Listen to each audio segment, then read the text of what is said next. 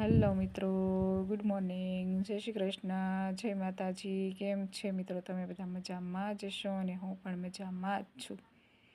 આજે આપણે એક વાત કરવાની છે કે એક સ્ત્રીના એક વિડીયોથી એક પુરુષમાં આવેલું પરિવર્તન, અને એ પણ એવો પુરુષ કે એને તમામ હદ વટાવી દીધી હોય, એટલે તમામ એટલે મર્ડર લગીની હદ વટાવી દીધી હોય ને એ પુરુષમાં એક સ્ત્રીના માત્ર વિડીયો સાંભળવાથી આવેલા પરિવર્તન વિશે કદાચ તમે કોઈ સાંભળ્યું હોય કે ન સાંભળ્યું હોય, રેકોર્ડિંગ એકવાર તમે સાંભળજો તો તમારા આંખમાંથી ચોક્કસ પાણી વહી જશે. કારણ કે મારી આંખમાં તો વહી જ ગયું છે, બરાબર. તમારા આંખમાંથી પણ વહી જશે કે સ્ત્રીની કેટલી તાકાત છે સ્ત્રીમાં, એમ કે સ્ત્રીના પીચ સાંભળવાથી એક પુરુષને આખી જિંદગી બદલી ગઈ, એમ જીવવાની આખી કળા બદલી ગઈ. લોકો એવું કહેતા હોય છે કે સ્ત્રીની બુદ્ધિ પગની પાની સુધી જ હોય છે, પણ એવું હોતું નથી. એક સ્ત્રી છે ને, એનામાં જેટલું ટેલેન્ટ ને હુનર છે ને એટલું તો કોઈનામાં નથી. પણ એક સ્ત્રીઓ છે ને મર્યાદાના પડદાથી બંધાયેલી હોય છે. એટલે અત્યારના યુગ પ્રમાણે તો કંઈ છે નહીં. હવે તો ઘણી સ્ત્રીઓ આગળ વધી ગઈ છે. પહેલાં એવું હતું, અત્યારે તો ઘણી સ્ત્રીઓ ક્યાં પણ પહોંચી ગઈ. ઠેઠ આપણને ખબર છે કે ઘણી સ્ત્રીઓ ઠેઠ ચાંદ પર હતા જઈ આવી. એટલે હવે તો સ્ત્રી આઝાદ થઈ ગઈ છે, એટલે હવે એવું બધું કંઈ છે નહીં. તો જે કુલદીપભાઈ કરીને છે રાજકોટના, એ ભાઈએ જે અંકિતાબેન મુલાણી છે ડૉક્ટર, એની સાથે વાત કરી છે એના જીવનની, કે ભાઈ ડ્રિંક કરતા એટલે એ ભાઈ સવારે ઉઠે એટલે જમે નહીં, સવારમાં ઉઠીને એને દારૂની બોટલ જોઈએ. એક દારૂની બોટલ 9 વાગે ત્યાં ખાલી કરી નાખે. પછી 9 વાગે નાસ્તો કરીને પાછી એક બોટલ શરૂ કરે. બપોર થાય ત્યાં એક બોટલ પૂરી કરી દે. પાછા એ બપોરે જમીને એક બોટલ શરૂ કરે, 3 વાગે તે બોટલ પૂરી કરી દે. પાછા ભાઈ 3 વાગે નાસ્તો કરીને બોટલ શરૂ કરે એટલે સાંજ થાય તેવી બોટલ પૂરી કરી દે. એ ભાઈ ખુદ કબૂલે છે રેકોર્ડિંગમાં કે હું આખો દિવસની 4 બોટલ મારે દારૂ જોતો બેન, એમ 4 બોટલ દારૂ જોતો આખો દિવસનો. અને દારૂ પાછળ એને કેટલું બરબાદ કરી નાખ્યું એ પણ તમે સાંભળજો આખો વિડીયો, એટલે તમને ખબર પડશે કે એ ભાઈએ દારૂની પાછળ એના સસરાની જમીન પણ એને ગોલમોલ કરીને વેચી નાખી. પોતાના પપ્પાની 10 વીઘા જમીન હતી, એ પણ એ ભાઈએ વેચી નાખી. સુરતમાં એને 4 મકાન હતા, એ પણ એ ભાઈએ વેચી નાખ્યા. પછી એને એક મિત્રને એને એવું ટોકર મારી કે હવે તારી પાસે રૂસે શું, એમ. પછી એણે દેશી દારૂ પીવાનું શરૂ કર્યું. 2014માં એને ડ્રિંક શરૂ કર્યું હતું, અને 2022માં એને ડ્રિંક મૂક્યું. પછી એને વરસ દિવસ એને જે આપણે ઝૂંપડપટ્ટીમાં બનાવતા હોય એ 200 રૂપિયાવાળો દારૂ, એ એક વરસ દિવસ એને દારૂ પીધો. પછી ડ્રિંકના નશામાં એ ભાઈ સુરતની અંદર એક મર્ડર કરી નાખ્યું. એ મર્ડર કર્યું પછી ભાઈને જેલની સજા થઈ. પછી જેલમાંથી ભાઈ બહાર આવ્યા, પાછું એ ભાઈ ડ્રિંક કરવાનું શરૂ રાખ્યું એમને. અને એના મમ્મી પપ્પાને બધાને મારકૂટ કરે કે ડ્રિંક કરે એટલે કે તમે જોડાવા ન આવ્યા ને તમે મને મળવા ન આવ્યા ને જેલમાં, એમ રીતે એના મમ્મી પપ્પાને હતા ને એ ભાઈ મારતા. અને એ ભાઈ ખુદ કબૂલે છે કે હું કડે છરો રાખીને જ ફરતો, અને મારા મમ્મી પપ્પાને સરો બતાવીને ભાઈ બધા ઉપર સાઈન કરાવી કે તમે સાઈન ન કરજો તો હું તમને મારી નાખું. એ રીતે સાઈન કરીને બધું ભાઈ વેચી નાખ્યું, બરાબર. પછી એની પત્ની અંકિતાબેન મુલાણીના વિડીયો જોતી હશે, 6-7 વર્ષથી. એ ભાઈને અત્યારે 3 મહિનાનો બાબો છે, 4 વર્ષની બેબી છે. પછી એની વાઈફે ભાઈને કીધું કે તમે ભલે બધું કરો, બરાબર, પણ તમારા બેનના એક વિડીયો જુઓ તો તમને ખબર પડશે કે મારે શું કરવું ને શું નહીં, એમ. પછી ભાઈ બેનના વિડીયો જોવાનું શરૂ કર્યું અંકિતાબેનના. પછી રોજ એ ભાઈ અંકિતાબેનના વિડીયો જોવે. એમાંથી એના મગજમાં ઉતરી ગયું કે હવે જો આ બેન એટલું એક સ્ત્રી થઈ અને બોલીને જો આ બધા લોકોને સુધારી શકતા હોય, સુધારવાની કોશિશ કરતા હોય, તો હું કેમ ન સુધરી શકું, એમ. તો એ ભાઈ ત્યાંથી ડ્રિંક કરવાનું ઓછું કરી નાખ્યું. પછી એમ કરતાં કરતાં કે મને ઘણીવાર ગુસ્સો પણ આવે, કારણ કે વ્યસન થઈ ગયું તો આખો દિવસની 4 બોટલ છે ને જોતી હોય, એને સાવ બંધ કરવી તો થોડુંક ઓલું તો થાય જ તે. પછી ભાઈ કે જ્યારે મને ગુસ્સો આવે ને ત્યારે હું તમારો વિડીયો જોઈ લઉં કે. અને ભાઈએ અંકિતાબેનની તસવીર પણ બનાવી છે, અને કે હું સવારમાં ઉઠું એટલે પહેલાં તમારી તસવીર જોઉં અને હું એવો વિચાર કરું કે આ બેન જેવા હું મારામાં ક્યારે આ બેનના વિચાર જેવા વિચાર આવે એમ. રોજ સવારે ઉઠીને કે હું પહેલાં તમારા તસવીર જોઉં એમ, અને મને એવો વિચાર આવે કે હું મારામાં બેન જેવા ક્યારે વિચાર આવે એમ, અને પછી હું ઉઠું. પછી એમ કરતાં કરતાં એ ભાઈ ડ્રિંક્સ તો મૂકી દીધું, પણ અત્યારે એ ભાઈને એક ધાણા દાળનું પણ વ્યસન નથી એમ. તમે વિચાર કરો, એક સ્ત્રીના વિડીયોથી કેટલું ભાઈનામાં પરિવર્તન આવ્યું એમ. અને એક સ્ત્રીના વિડીયોથી એના પાછળના બે એના બાળકોની જિંદગી, એના મા બાપની જિંદગી, એની વાઈફની જિંદગી, બધાની જિંદગી સુધરીને એમ. તો માણસ જો બદલવા ધારે તો આવી વાતમાંથી પણ બદલી શકતો હોય છે એમ.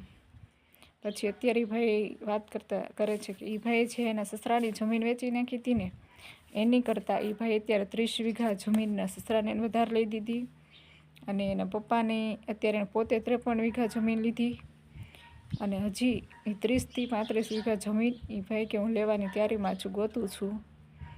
અને જે બજાજ નમકીન છે એમાં એનો 35% ભાગ છે, અને એક બીજી કંઈક કંપની કીધી એમાં એનો 25% ભાગ છે.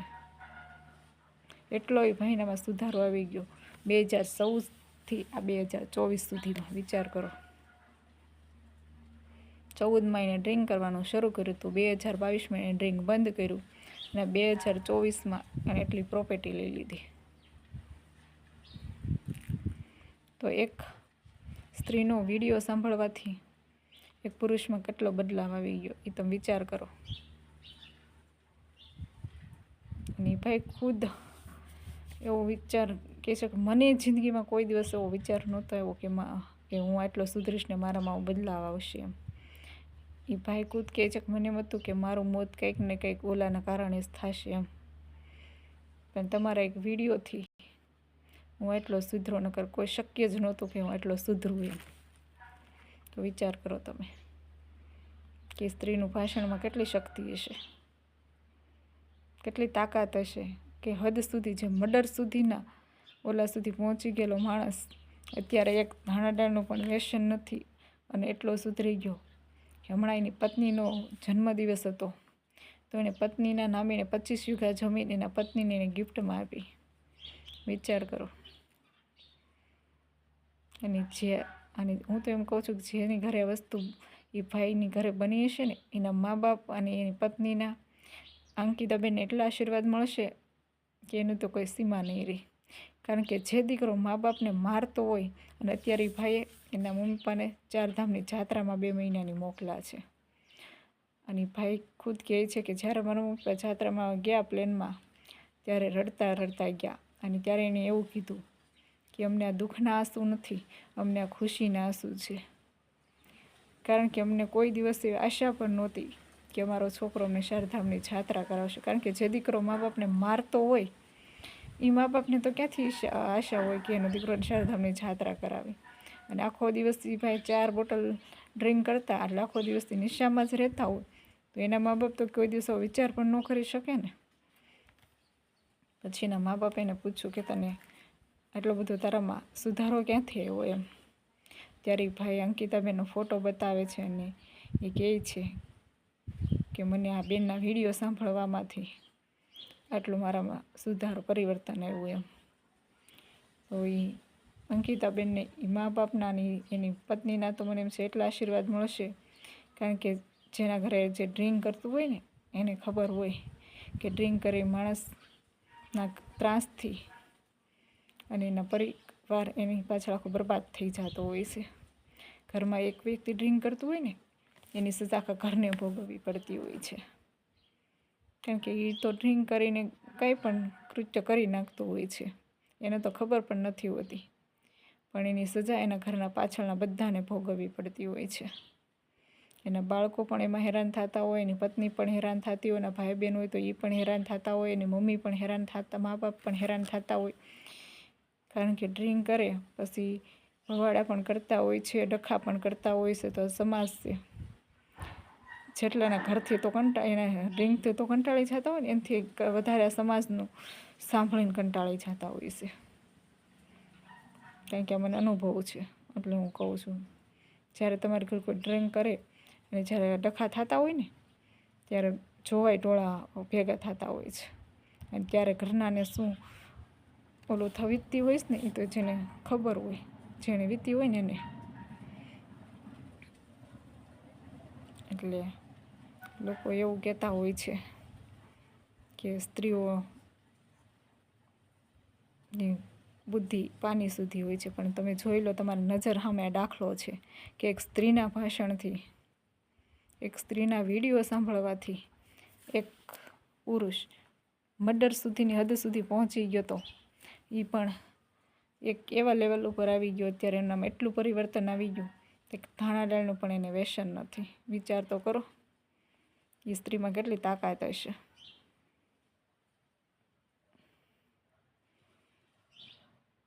કહેવાનો મિનિંગ છે કે જો કોઈને સુધરવાની, અને તમે લાખ કોશિશ કદાચ સુધરવાની કરો ને તોય ન સુધરે, પણ જો કોઈને લાગી જાય ને તો આટલી વાતથી લાગી જાય. એમ એક નથી બે હજી રૂબરૂ કોઈ દિવસ મળ્યા પણ નથી. અંકિતાબેનની ભાઈ કુલદીપભાઈ બે રૂબરૂ મળ્યા પણ નથી, એકબીજાએ જોયા પણ નથી બેને, ખાલી એક એને વિડીયો જોયા અને એનામાં એટલું પરિવર્તન આવી ગયું. વિચાર તો કરો. એટલે તમે જે સ્ત્રીને મામૂલી સમજો છો ને, સ્ત્રી એક મામૂલી નથી. સ્ત્રીમાં જેટલી શક્તિ છે ને એટલી તો બીજા કોઈમાં નથી. પણ બંને ત્યાં લગી સ્ત્રીઓ બહુ બહાર નથી આવતી, પણ હવે આ યુગમાં સ્ત્રીઓ ઘણી આગળ વધી ગઈ છે, અને આવી સ્ત્રીઓ બહાર આવે તો મને એમ છે ઘણો પરિવર્તન પણ આવી શકે ખરું એમ. એટલે અંકિતાબેનને પણ લાખ લાખ વંદન છે. તમારા એક વિડીયોના માધ્યમથી આજ પાછળ 5 વ્યક્તિની જિંદગી સુધરી ગઈ એમ. જો એમને ડ્રિંક કરતા રહે તો એની પત્નીની જિંદગી પણ એમને બરબાદ થઈ જાત. કાલ સવારે એના બાળકો મોટા થાય એની પણ જિંદગી બરબાદ થાત. એના મા બાપની તો થઈ જ જાત. પણ તમારા એક વિડીયોના લીધેથી આજે પરિવાર ખુશીનો દિવસ જોયો છે અને એના બધાની જિંદગી સુધરી ગઈ છે. તો લાખ લાખ વંદન અંકિતાબેન તમને પણ, કે તમે આવા સારા વિડીયો બનાવો છો અને એના કારણે કદાચ 100 જણા તમારો વિડીયો સાંભળશે, એમાંથી કદાચ એકને પણ આવો લાગુ પડશે ને તો એકનું પરિવારની જિંદગી તો સુધરી જશે. તો આવા નવા વિડીયો બનાવતા રહેજો એટલે કોઈની જિંદગીમાં સુધારો આવતો રહે. અને ઘણા જે ડ્રિંક લેતા હોય એ પણ એકવાર ચોક્કસ તમે આ વિડીયો સાંભળજો. કુલદીપભાઈ અને અંકિતાબેનનું જે રેકોર્ડિંગ છે એ યુટ્યુબ પર પણ એણે વાયરલ કર્યું છે, ફેસબુક પર પણ છે. તો એકવાર ચોક્કસ તમે બધાય આ રેકોર્ડિંગ સાંભળજો તો તમારી આંખમાં પણ પાણી આવી જશે અને તમારા પણ રૂવાડા ઊભા થઈ જશે કે આટલી હદ સુધી જે બગડી ગયેલો માણસ એક સ્ત્રીના વિડીયોથી એનામાં એટલો સુધારો આવ્યો એમ. તો જય માતાજી.